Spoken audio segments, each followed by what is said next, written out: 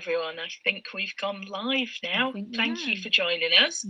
We're being joined by one guest today, and that's one of our lovely tour managers, Jane. So, Jane, do you want to tell us a little bit about your background, how you first got involved with different travel? Yes, certainly. Good morning, everybody. Or I should say good afternoon. Sorry about that. I've always been a great traveller, and when my children left home, I bumped into a school friend who was working with Different Travel. That's Biss. And she told me about what she was doing, and I said, wow, I would love to have the opportunity to get involved with projects and trips wherever they may be, Europe or further. And that's when I met Sarah and got involved. And obviously, I've been on some amazing trips, which I've thoroughly enjoyed. And I know today we're going to talk about one that's not so far away. And so that's what happened. How many trips have you been on? What kind of places have you been to? Yeah, I think I've been on about 6 or 7. So I've been to Borneo, India, Vietnam, China, and the Freedom Trail in France, Spain. I think I've covered them all. And now, yeah, they've been fantastic. Where did you say? India. Sarah. Yeah, no, I said you've done quite a few now, haven't you, over the years? Yes. All adds yeah, up. Most certainly. Yeah. Yep. No. Yeah, been fantastic. Absolutely. So today we're going to be talking about your Freedom Trail memory. So Sarah, do you want to tell us a little bit about? Absolutely. So I'll just so the Freedom Trail. This is kind of basically it's an umbrella name, I guess, for a whole load of different routes that. The one thing they all have in common is that they cover 2 countries, France and Spain, and they are routes that were used during World War II to enable people to effectively escape from, sorry about the dog, I think there's somebody at the door, to enable people to escape from, Billy, come here, from the Nazi-occupied France. So that included both individuals that needed to escape, it included servicemen, it included military, like UK servicemen that had been shot down. All sorts of people that use these routes to escape. Sorry, a few seconds, because you're not going to be able to hear me with him going on. Not a problem at all, Sarah. Right, hopefully we'll quieten down Hi, a bit. Billy. Sorry about that. The joys of working from home. So, as I was saying, there's basically a whole load of different routes that cross the Pyrenees. And last year, we took our very first routes out there, and we did the mountainous route, which is what Jane took part in. And then we're doing a different one next year, which is the coastal route. So it still is up in the mountains across the Pyrenees, but it actually finishes down near Barcelona. So you've got a nice little sort of coastal element to it as well. And it will just be a different way of seeing a different bit of the scenery in that part of the world. So I guess, Jay, maybe you could just tell us a little bit about your experience of the trail last year and what your, how you found it. Oh no, we seem to have lost Jane now as well. Jane. Oh no, it's one of those days. Everything's going against us.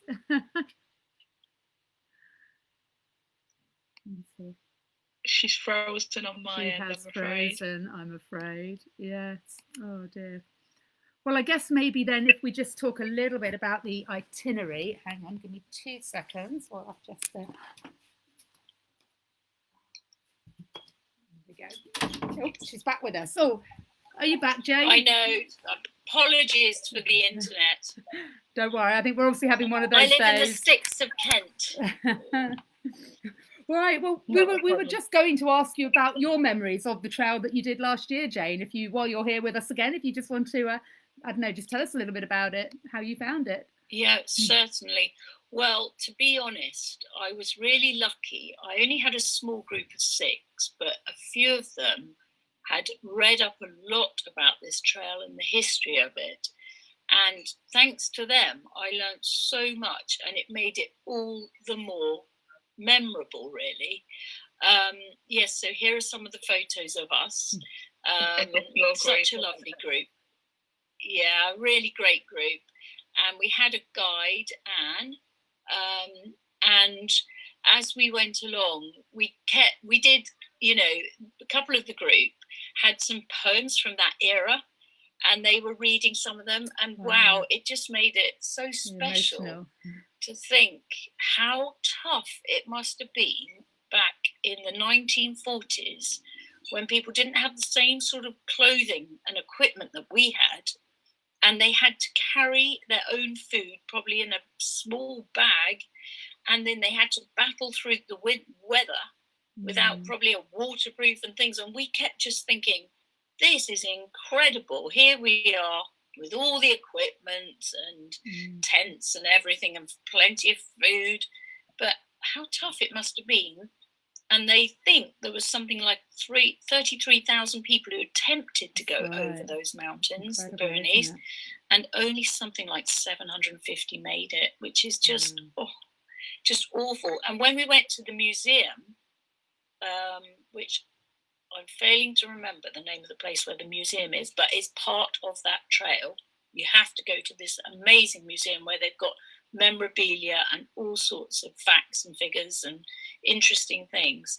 It really, and wonderful letters from family members who found out that their relation attempted the escape, maybe didn't, most of the time didn't make it, and the sort of memories they've got. There's books and books of memorabilia and all sorts. Fantastic. It must have been quite poignant to be walking in their footsteps and knowing that other people have done this trail, and it wasn't a pleasant thing for them to have to do. They were escapees, fleeing, weren't they? Exactly. And the Germans were around. I mean, they were around every single rock and corner, so you could be shot at any stage. And you only really could move at night. So imagine, they didn't have lights, and it must have just been terrifying. So there's got to be some good memories as well from the journey. What were some of your favourite moments and stories you can share with us? I mean, it is a stunning route. The views are amazing, and because we're going sort of May, June, the flowers, the wildflowers are fantastic. And yeah, look, here's some of the scenery. Oh, it's just beautiful. I mean, it was so wonderful. And we were so blessed with good weather. And even where we camped, wonderful spots where we camped, overlooking the mountains, and one time by a lake. And everybody did so well. Oh yeah, look at that! I remember that spot so well. Lovely. It's just beautiful, and we were really comfortable. And we didn't see barely anybody else on the trail. Amazing, incredible. Had it all to ourselves pretty well. Perfect. Just imagine just unzipping your tent and waking up to that. Yeah, it's just exactly unbelievable, really, isn't it? Oh, definitely. And we did have several occasions where we could have a nice little rinse in the clear waters, and we picnicked in some superb spots, surrounded by flowers so much of the time. And I wish I'd had a flower book, actually, because we were like, oh, what do you think that is? An orchid and all sorts of fantastic things. That's a tip to take with us next year, isn't it? I think, to be able to identify them as we go along. Do you know, Sarah, I think it would be really nice, because not all of the group, but quite a lot of them are really interested in saying, well, I'm sure I've got that in my garden and things like that, because obviously the sort of flowers that you see in the Alps are flowers that survive in the UK, and I have many of them in my own garden. So yeah, it was really good. Excellent.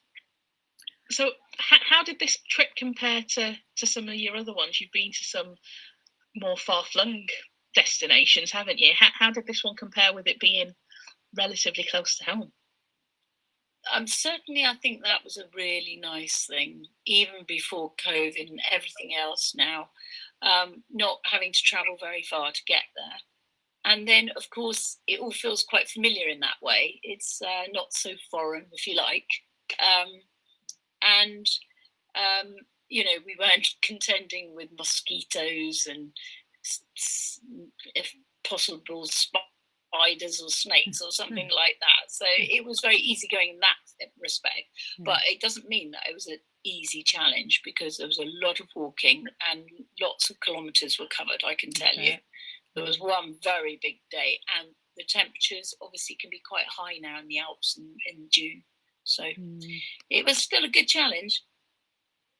I can imagine. So our trip next year is a different route to the one you did. So Sarah, do you want to give us a bit of an overview about what we're planning for next year? Absolutely. So so I say it's sort of similar in a lot of ways, with very much the same history behind it, but the route itself will be quite different. And I think we've already got maybe some people who did last year's that are coming back again to do next year's, just to see that change of scenery and the variety. So we fly into Perpignan, and then we kind of start going down the route. A lot of the route was used by the Jewish philosopher Walter Benjamin, so there's a little bit of different history there, who used that trail during his escape. There's some military sites along the way, some military bunkers, and then crossing from France into Spain, which obviously is what we do on both of these routes. We actually go through some vineyards, so a bit of a slightly different scenery, I guess maybe slightly less alpine, a little bit more sort of coastal scenery that we enjoy, because then by the third day we are very much down into the coastal route. There'll be a chance for a dip in the sea at some point if you're feeling brave. And then we finally end up in another national park before we finish the trek in Barcelona, which I think, what better city to actually finish a trek in. And we have a night there. And of course, if you want to, as you can on any of these treks of ours, if you want to actually stay on and just have a couple of extra nights to enjoy Barcelona, do it. Just let us know when you sign up and we'll be able to book your flight home on a later date. I'd thoroughly recommend doing that if you've, well, I was going to say if you've not been before, but it's one of those places you can go back to time and time again. So even if you have been before and you fancy a little bit of extra free time in Barcelona at the end, just very easy for us to do that for you. So I think, we've touched a little bit on how this trip is different to some of our others, and that's mainly just because of the duration. It's a very short trip. It kind of fits nicely into a long weekend. There's no long flights, no jet lag, nothing like that. But as Jane pointed out, it is still a tough trek. We've graded it moderately challenging, so that's kind of on the upper end of the scale. It's obviously not as challenging as some of our things like Kilimanjaro, Base Camp Everest. You're not trekking at high altitude, but you are trekking long days. We're camping out overnight in fairly basic conditions. The weather, well, I guess when you're up in the mountains, I mean, June, it should in theory be lovely, nice summer weather, but you could always get rain, storms, all sorts of conditions could be thrown at you at any time of the year up in the mountains in Europe. But I think, it's just a fantastic way to escape for a few days. I mean, what better thing to do for a long weekend, really, than go off and do something that's got that, it's a personal challenge, but you've got that historical angle and all of that area of interest to it as well. Absolutely. Yeah. Well, so it's only 4 days of trekking, isn't it, this one? It is, yes. Yes, absolutely. Yeah, so it's great for someone who doesn't necessarily have a week annual leave. You can kind of do it as a long weekend, and it's like you say, a short hop over there. It's great for people who are a bit more restricted on time, or even beginners. If you haven't done any of the more challenging trips, this is a really good way to kind of get started and catch the bug, as it were. Absolutely. Yeah, sure. So obviously there's the historical significance as well. Do you think, Jane, it's important to learn a little bit about what's gone on before you go on the trip? Do you think that adds to it? I certainly think if you've got time and if you're at all interested in history and that area, I would highly recommend it. And as I say, when I did the Freedom Trail, I was so grateful to those that brought poems and passages from some people's memoirs of times in that area in the Second World War. It really made it very special. We all just took it in and sat quietly and just had a moment, pause, where we thought, wow, this is us now, but 70 years ago, it was not the same at all. And it just makes you think and be grateful for what we've got. They're beautiful, the Alps, and the trails there are pretty well untouched. You don't see vehicles, you don't see planes, you don't see anything. It's pure mountain pleasure and beautiful views. It's a perfect place for a socially distant trek, really, isn't it, at the moment in the world we're in? Really, it's perfect. Honestly, no crowds anywhere. I'm telling you. Maybe when you get to Barcelona, but I'm sure you know we're going to think about that. Where we'd go once we get to Barcelona, where we are by June 2021. Absolutely, hopefully, the world will be a different place by then. Fingers crossed. Yeah, so I'm sure by then. Yeah. So, what excited you most about the trip beforehand, Jane? What was it that appealed to you? Do you know what? One of the most exciting things for me is because I speak fluent French and I speak some Spanish. Obviously, that was great because I thought, I'll be able to communicate with people. Whereby, when you go to in India and China and places like that, you can't automatically just talk to anybody. So that was nice. And obviously, there were plenty of people who spoke English as well. And also, those mountains, the Pyrenees, are spectacular. I mean, really. And it's not far to go. You can fit that in a long weekend, no problem. So I think it's got so much going for it. Absolutely. Yeah. What would you say, to anyone thinking about it, but just unsure about doing one of these trips? I mean, not necessarily this one, but obviously out of all the different ones you've done, you've probably met different people and different trekkers. What sort of advice would you say, I guess, if anyone's thinking about doing one of these trips? Have you got anything that you'd say to them? Well, I think whether or not you're somebody who's done a lot of trekking or haven't done a lot of trekking, this is a fantastic one to do, because we're only going to be trekking for 4 days. It's not, as long as you've got a certain level of fitness and have tried to find a few hills to climb up in the months running up to it, you should be able to enjoy this and be able to cope with it. And it's not far to go. So I would say sign up, because I think it's going to be great. I'm really looking forward to it already. Yes, because you're going on the coastal one next year, aren't you? So it'd be nice to see the contrast, I guess, with the one you did. Yeah. So absolutely. Yeah, it's going to be a bit of a reunion, isn't it? The coastal one. There's a few of you repeat trekkers going to be joining. So some of those that did, some of those that did the Freedom Trail are coming on the coastal route, which is going to be great.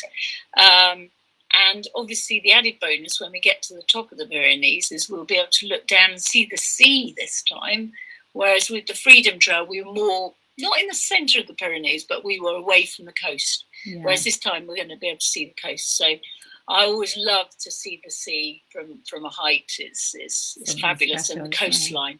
Oh, beautiful. It's an incredible coastline. I'm just trying to find the picture. The views. Let me see if I can find on here. It's just incredible, isn't it? Yeah, it's just stunning. I mean, look at that. Fantastic. Yeah.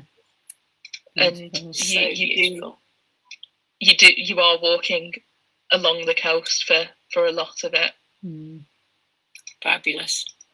And such an untouched part of the coast as well, compared to the sort of busy Mediterranean beaches that you maybe are more used to seeing. Just to see it like that part, I think would be stunning. Exactly. Excellent. It would be lovely. Yeah, fantastic. So, what are your plans for the future, Jane? Have you got, other than the coastal trip, have you got any other the trips lined up? I know you've got something a little bit exciting to tell us about. I mean, most like everybody's diaries this year, my diary just went from filling up nicely to empty. I mean, just in the next few weeks, I'm meant to be going to Peru with a group, but obviously that's not happening. So one thing, though, that is happening in my life and is keeping me going is I'm involved in a relay swim of the Channel. Incredible. And our slot is the first week in October. We've had the opportunity to perhaps go last week, but then the weather wasn't quite right. And we've got the chance maybe coming up at the end of this week, but once again, the weather's not looking very good. So fingers crossed, because we're doing it for the Alzheimer's Society, And obviously we put this out months ago in July when we knew we had a place. And I'm humbled to say that we've already nearly had £5,000 worth of sponsorship. So obviously we really want to do it. We really want to honour our challenge, and we're still training, going in the either my local river in Kent, the Rother, or we're going down to Dover or Hythe and getting practice in the sea all the time. Every weekend we go.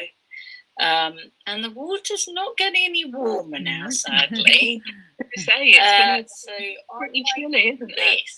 The temperatures stay good. That's so how many of you are doing it? I mean, so yeah, there's 4 in the team. So for a relay, you can be 4 to 6 people. We are 4, and you have to decide your order of going in, because you have to stick to that. So if you're number 1, you go in for an hour, swim, and then you get out, and then you have 3 hours sitting on our it's like a little fishing boat type thing. And then you have to go in again after number 4. And so I'm number 4. So every 3 hours I'll be going back in the water. And the sort of questions I get asked is, no, we can't wear wetsuits. We're not allowed to have any aids in that way. And you can't, if you got to your slot and you felt maybe sick or not well or great, we will be disqualified if we don't keep the same order.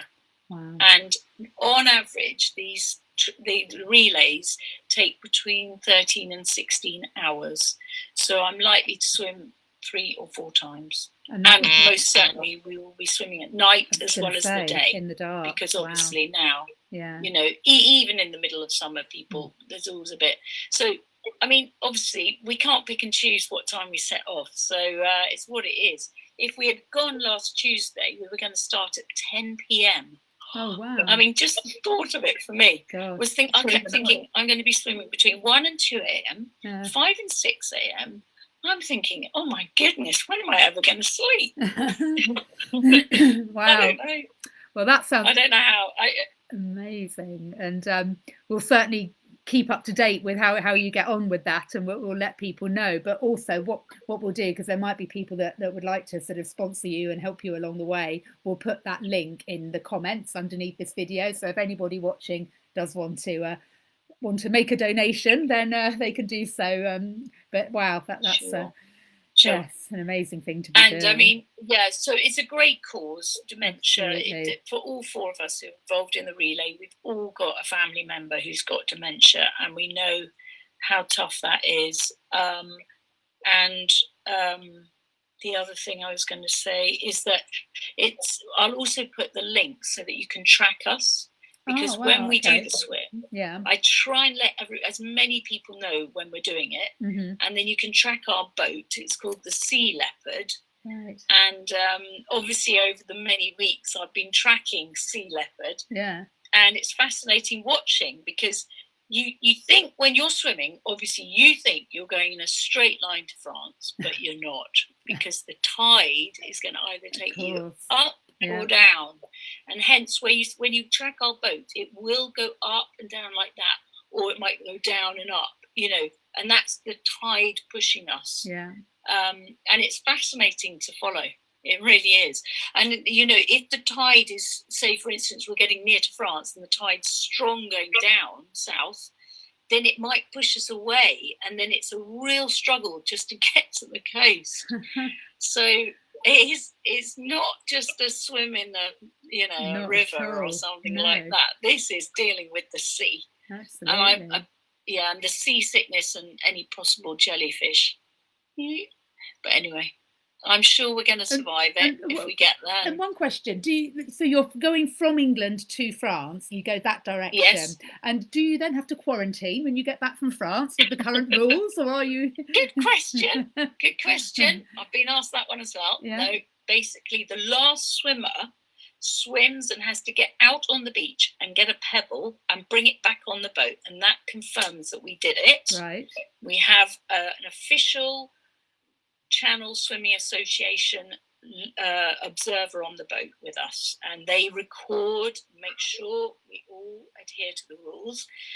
But because we're not really going on land, just that person swimming goes to the beach and back, no, we're okay. Good.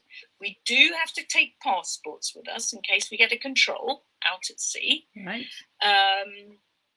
And that's it. And what is also interesting is that many English people, British people, and foreigners come to Dover to do this crossing.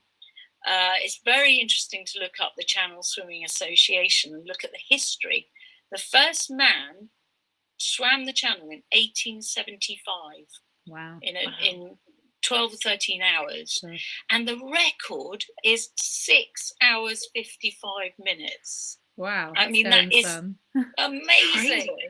Yeah. Oh my goodness. Yeah. And there's, you can look at all the records and all the amazing things people have done. Fascinating. But what's interesting is you can't swim from France to Britain because the French don't agree with it. Oh, So that's wow. quite amusing. Never knew that. How fascinating. So I wondered why it was always. It's really fascinating. Wow. There's so many rules, and there's sort of funny little rules and regulations Yeah. about it all. Wow. But already my colleagues are saying, "Oh, let's do another one another time and do to France and do it back again," Oh, wow. because there's all sorts of records for that I as bet. well. And, Yeah. yeah. And then there's records on how many times solo swimmers have done it. I think somebody's done it 20 odd times or My something. God. Well, It's mind blowing. it's fascinating, and it's made me think we should, once you have done it, we should get you back and we should have another one of these chats, because I'm sure everyone would be fascinated Absolutely. to hear all about it. So maybe Yeah. we should do that after the event. Well, yeah. Yeah, I must say, I can't now. I'm this far.